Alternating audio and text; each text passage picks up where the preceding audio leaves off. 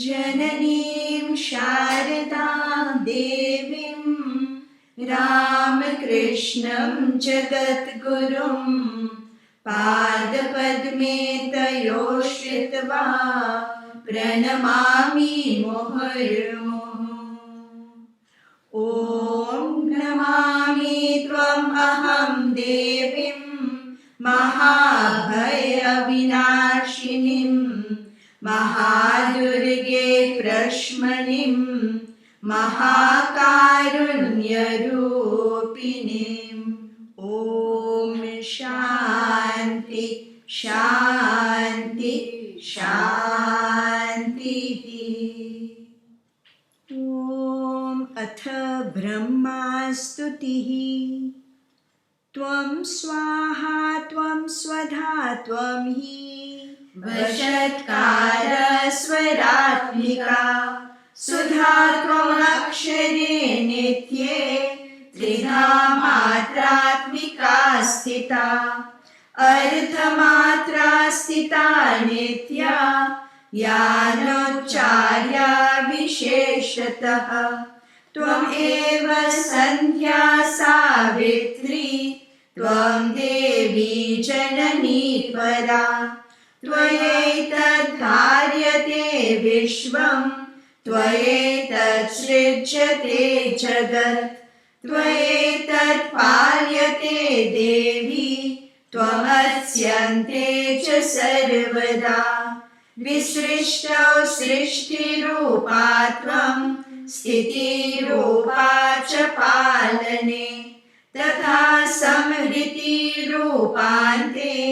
जगतोऽस्य जगन्मये महाविद्या महामाया महामेधा महास्मृतिः महामोहा च भवति महादेवी महासुरी प्रकृतिस्त्वं च सर्वस्य गुणत्रय विभाविनी कालरात्रिर्महारात्रिर्मोहरात्रिश्च दारुणा त्वं श्री स्वं ईश्वरी स्वं ह्रीस् त्वं बुद्धिर्बोधलक्षणा लज्जा पुष्टिस्तथा तुष्टिस्त्वं शान्तिर्शान्तिरेव च खड्गिनी शूलिनी घोरा गदिनी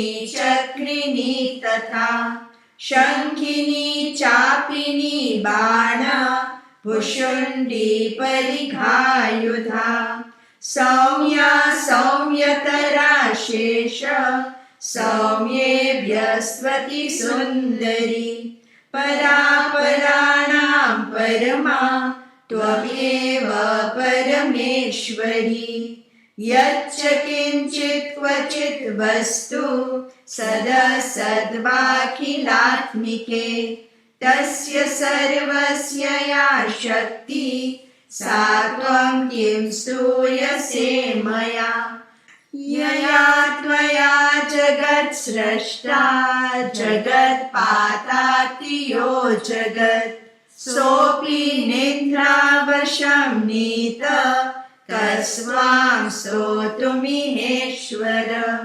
विष्णुशरीरग्रहणम् अहम् ईशान एव च कारितास्ते यतोतस्त्वां कस्तोतुं शक्तिमान् भवेत् सा त्वम् इत्थं प्रभावे स्वे उदारे देवी संस्तुता मोहयेतो दुरादर्शो असुरो मधुकैटभो प्रबोधं च जगत्स्वामी नियताम् अच्युतो लघु बोधश्च क्रियतामस्य हन्तुमेतो महासुरो बोधश्च क्रियतामस्य हन्तुमेतो महासुरो।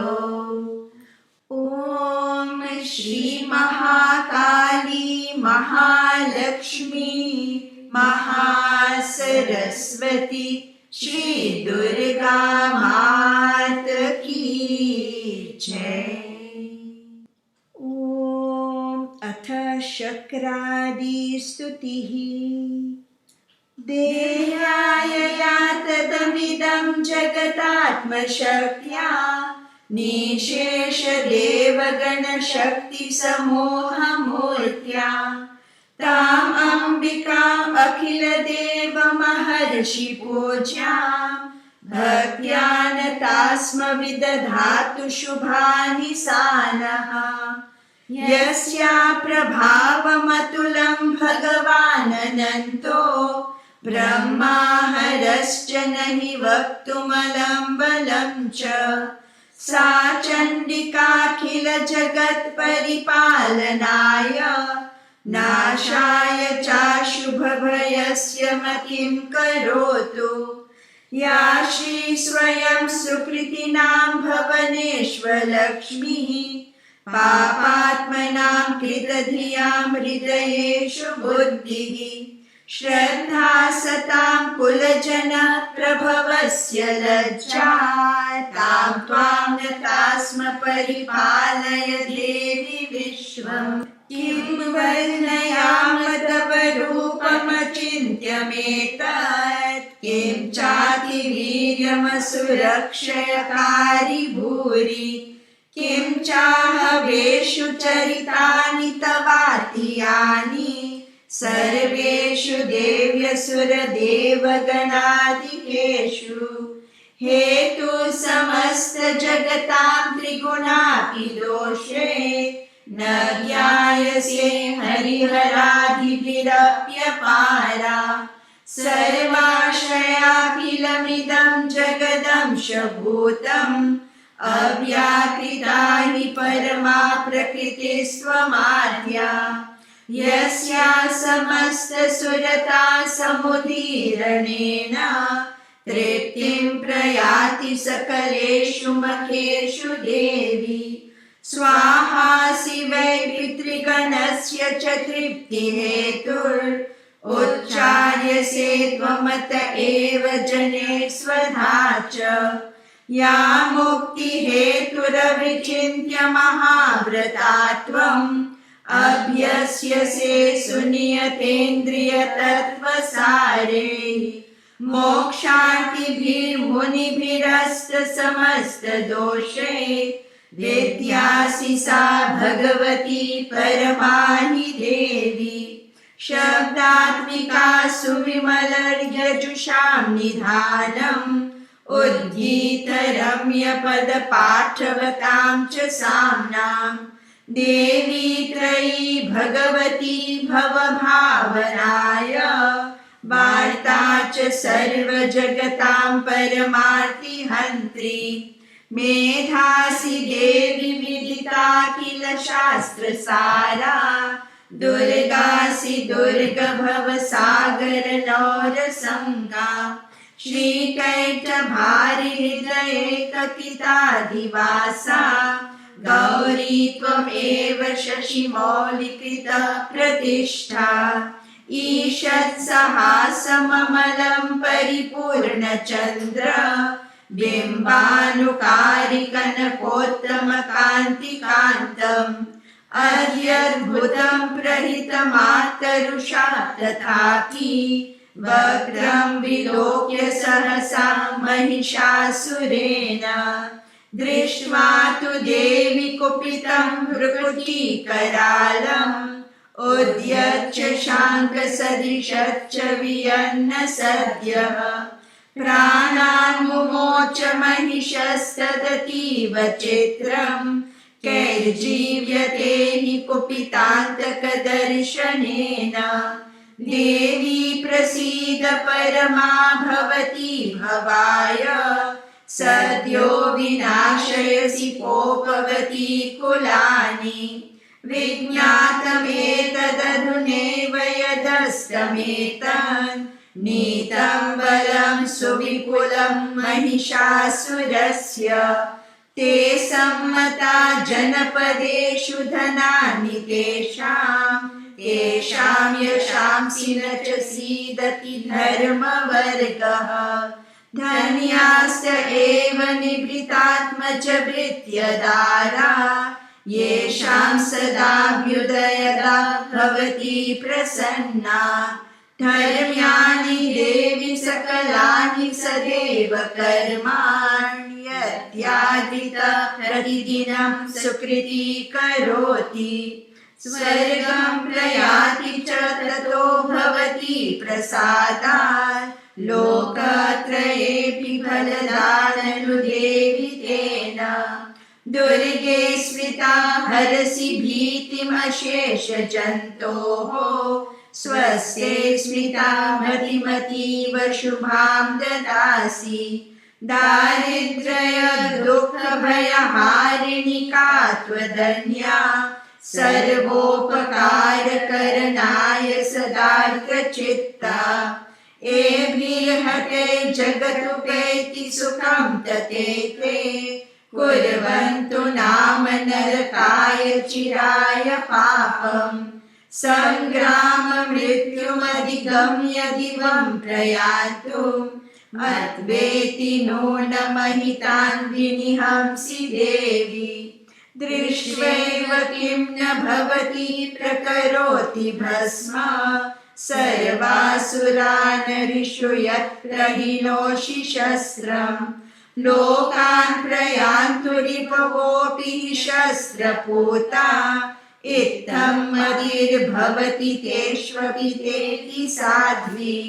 खड्गप्रभानिकरविस्फुरणैस्ततोग्रैः शूलाग्रकान्तिनिवहेन दिशोऽसुराणाम् यन्नागता विलमयं शुमदिन्दुखण्ड योग्याननं तव विलोकयतां तदेतत् दुर्वृत्तवृत्तशमनं तव देवि शीलम् रूपं तथैतदविचिन्त्यमतुल्यमन्यैः वीर्यं च हन्त्रिहृतदेव पराक्रमाणां वैरीष्वपि प्रकटितैव दया त्वयेतं केनोपमा भवतु तेस्य पराक्रमस्य रूपं च शत्रुभयकार्यतिहारि कुत्र चेत्ते कृपा समरनिष्ठुरता च दृष्टा त्वयैव देवि वरदे भुवनत्रयेऽपि त्रैलोक्यमेतदखिलं रिपुनाशनेन त्रातं त्वया समरमूर्धनि तेऽपि हत्वा नीतादिवं रिपुगणा भयमप्यपास्तम् अस्माकमुन्मदसुरारिभवं नमस्ते शूलेन पाहि नो देवी पाहि खड्गेन चाम्बिके घण्टास्वनेन न पाहि चापज्यानि स्वनेन च प्राच्यां रक्ष प्रतीच्यां च चण्डिके रक्ष दक्षिणे ब्राह्मणेनात्मशूलस्य उत्तरस्यां सतेश्वरि सौम्यानि यानि रूपाणि त्रैलोक्ये विचरन्ति ते यानि चात्यन्तघोराणि ते रक्षास्वांस्तथा भुवम् खड्गशूलगदादीनि यानि चास्त्राणि ते अम्बिके करपल्लवसङ्गीनि ते रस्मान् रक्ष सर्वतः करपल्लवसङ्गीनि ते रस्मान् रक्ष सर्वतः ॐ श्री महाकाली महालक्ष्मी महासरस्वती श्री दुर्गा मात की जय। ॐ अथ अपराजिता स्तुतिः। नमो देव्यै महादेव्यै शिवायै सततं नमः। नमः प्रकृत्यै भद्रायै नियता प्रणता स्मताम् रौद्रायै नमो नित्यायै गौर्यै धात्रे नमो नमः ज्योत्स्नायै चेन्दुरूपिण्यै सुखायै सततं नमः कल्याण्यै प्रणतावृत्यै सिद्ध्यै कुर्मो नमो नमः नैऋत्यै भूभृतां लक्ष्म्यै शर्वाण्यै ते नमो नमः दुर्गायै दुर्गपारायै सारायै सर्वकारिण्यै ख्यात्यै तथैव कृष्णायै धूम्रायै सततं नमः अतिसौम्यातिरौद्रायै नतास्तस्यै नमो नमः नमो जगत्प्रतिष्ठायै देव्यै कृत्यै नमो नमः या देवी सर्वभूतेषु विष्णुमायेति शब्दिता नमस्तस्यै नमस्तस्यै नमस्तस्यै नमो नमः या देवी सर्वभूतेषु चेतनेत्यभिधीयते नमस्तस्यै नमस्तस्यै नमस्तस्यै नमो नमः या देवी सर्वभूतेषु बुद्धिरूपेण संस्थिता नमस्तस्यै नमस्तस्यै नमस्तस्यै नमो नमः या देवी सर्वभूतेषु निद्रारूपेण संस्थिता नमस्तस्यै नमस्तस्यै नमस्तस्यै नमो नमः या देवी सर्वभूतेषु क्षुधारूपेण संस्थिता नमस्तस्यै नमस्तस्यै नमस्तस्यै नमो नमः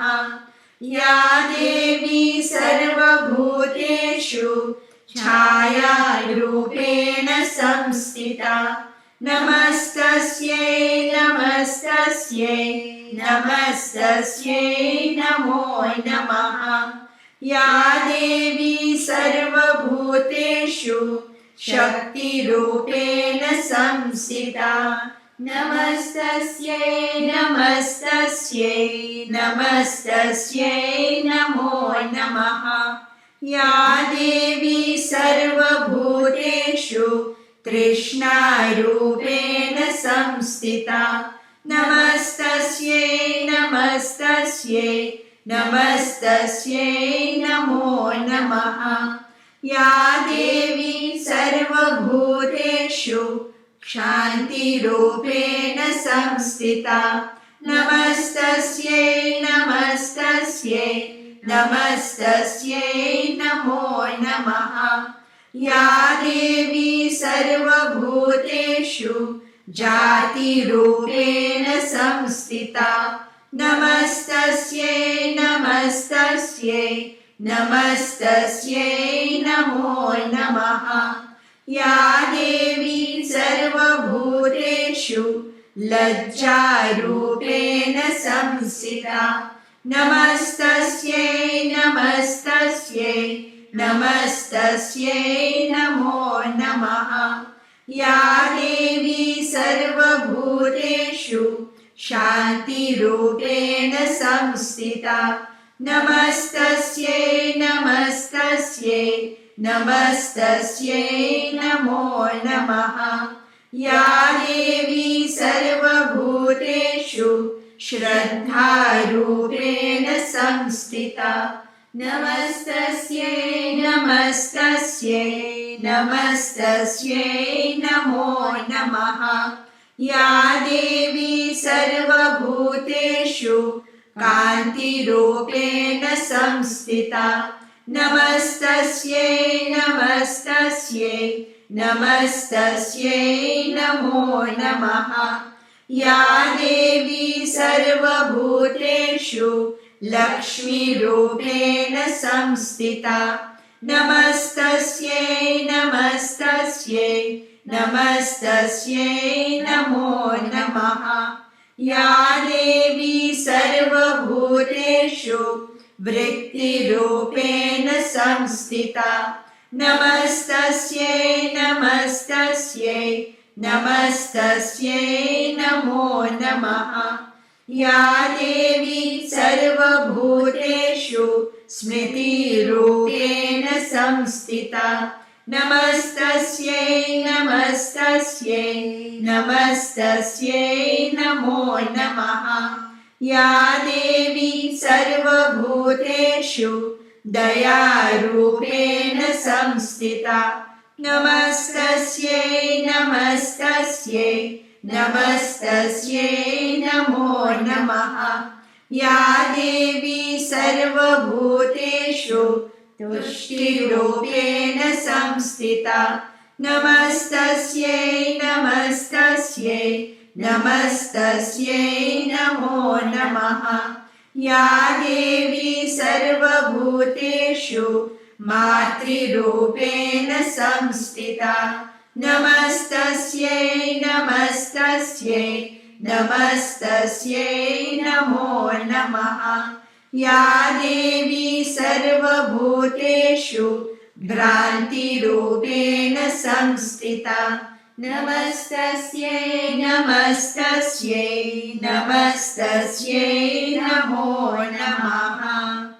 इन्द्रियाणाम् अधिष्ठात्री भूतानां चाखिलेषु या भूतेषु सततं तस्यै व्याप्तिदेव्यै नमो नमः। चितिरूपेण या कृत्स्नम् एतद्व्याप्य स्थिता जगत् नमस्तस्यै नमस्तस्यै नमस्तस्यै नमो नमः। ॐ श्री महाकाली महालक्ष्मी महासरस्वती श्री दुर्गा मात की जय। ॐ अथ नारायणी स्तुतिः।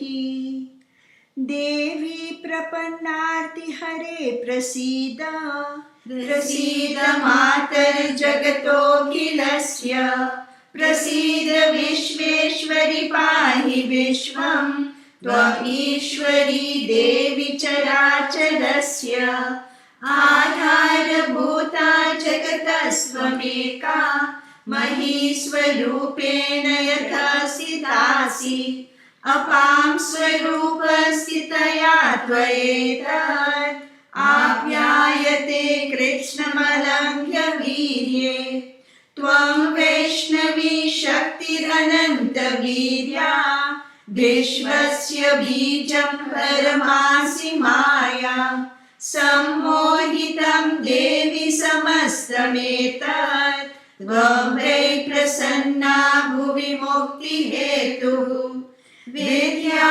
समस्तास्तव देवि भेदा श्रिया समस्ता सकला जगत्सु त्वयैकया पूरितमम्ब एतत् का ते स्तुतिस्तव्यपरा परोक्तिः सर्वभूता यदा देवी भुक्तिमुक्तिप्रदायिनी त्वं स्तुता स्तुतये का वा भवन्तु परमोक्तयः सर्वस्य बुद्धिरूपेण जनस्य हृदि संस्थिते स्वर्गापवर्गदे देवी नारायणि नमोऽस्तुते कलाकाष्ठादिरूपेण परिणामप्रदायिनि विश्वस्योपरतो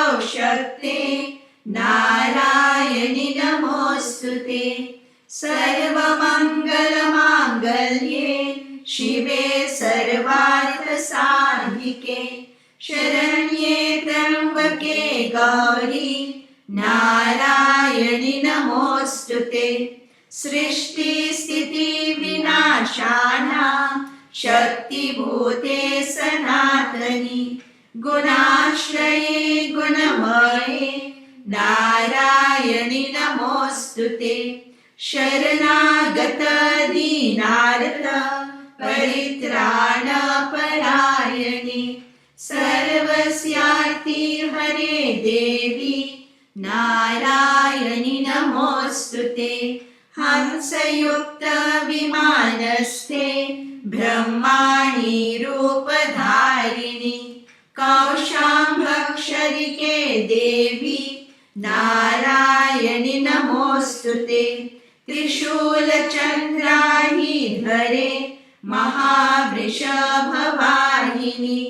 माहेश्वरी स्वरूपेण नारायणि नमोऽस्तुते मयूरकुक्कुटवृते महाशक्तिधरे नगे कौमारी रूपसंस्थाने नारायणि नमोऽस्तुते शङ्खचक्र गदा शार्ङ्ग गिरीत परमायुधे प्रसीद वैष्णवी रूपे नारायणि नमोऽस्तुते गृहीतोग्रमहाचक्रे दंष्ट्रोद्धृतवसुन्धरे वराहरूपिणि शिवे नारायणि नमोऽस्तुते नृसिंहरूपेणोग्रेण हन्तुं दैत्यान् कृतोद्यमे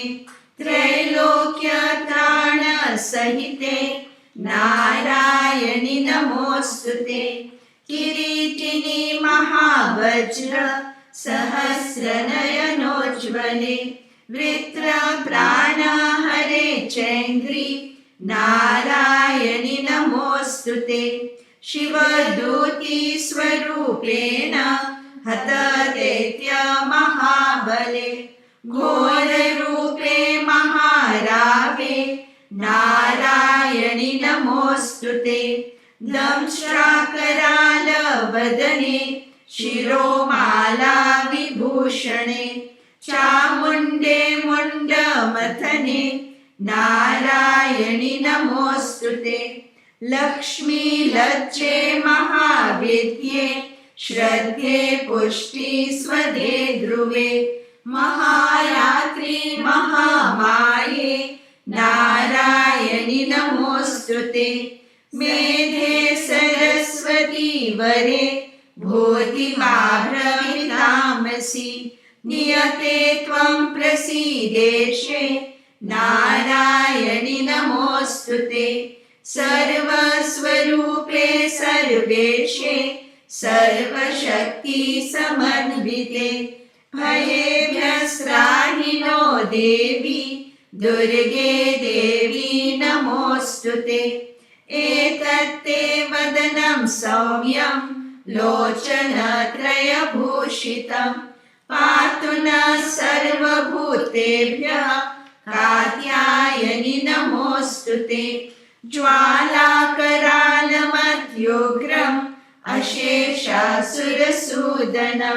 त्रिशूलं पातु नो भीते भद्रकाली नमोऽस्तुते हिनस्ति दैत्यते जांसि स्वनेनापूर्यया जगत् सा घण्टा पातु नो देवी पापेभ्यो न सुतानिव असुरसृग्वसा पङ्कजचर्चितस्ये करोज्ज्वलः शुभाय खड्गो भवतु चण्डिके त्वां नता वयम् रोगान् अशेषान् अपहंसि तुष्टा रुष्टा तु कामान् सकलान् अभीष्टान् त्वाम् आश्रितानां न विपन्नराणां त्वाम् आश्रिता ह्याश्रयतां प्रयान्ति एतत् कृतं यत् कदनं त्वयाद्य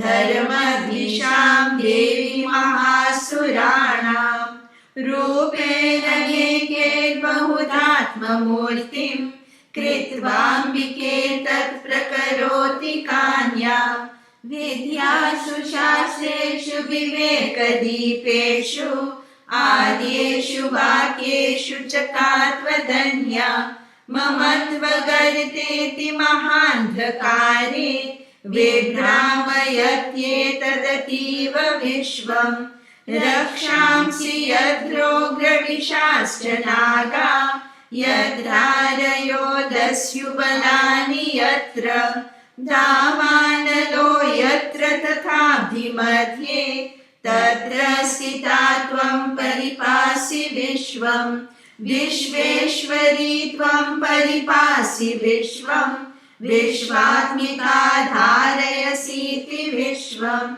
विश्वेशवन्ध्या भवती भवन्ति विश्वाश्रया ये त्वयि भक्तिनम्राः देवी प्रसीद परिपालय नोरिभीते नित्यं यथा सुरवधादधुनैव सद्यः पापानि सर्वजगतां प्रशमं नयाशु उत्पातपाकजनितांश्च महोपसर्गान् प्रणतानां प्रसीद त्वं देवी विश्वार्तिहारिणि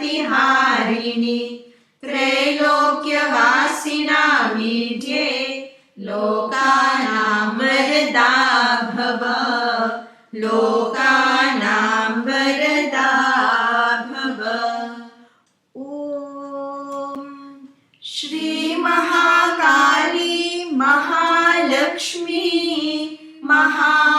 महासरस्वती श्री दुर्गा मात की जय। ॐ ऐं ह्रीं क्लीं चामुण्डायै विद्ये। ॐ ऐं ह्रीं क्लीं चामुण्डायै विद्ये। ॐ ऐं ह्रीं क्लीं चामुण्डायै विद्ये। ॐ ऐं ह्रीं क्लीं चामुण्डायै विद्ये। ॐ ऐं ह्रीं क्लीं चामुण्डायै विद्ये। ॐ ऐं ह्रीं क्लीं चामुण्डायै विद्ये। ॐ ऐं ह्रीं क्लीं चामुण्डायै विद्ये। ॐ ऐं ह्रीं क्लीं चामुण्डायै विद्ये। ॐ ऐं ह्रीं क्लीं चामुण्डायै विद्ये। ॐ श्री महाकाली महालक्ष्मी महासरस्वती श्री दुर्गा माता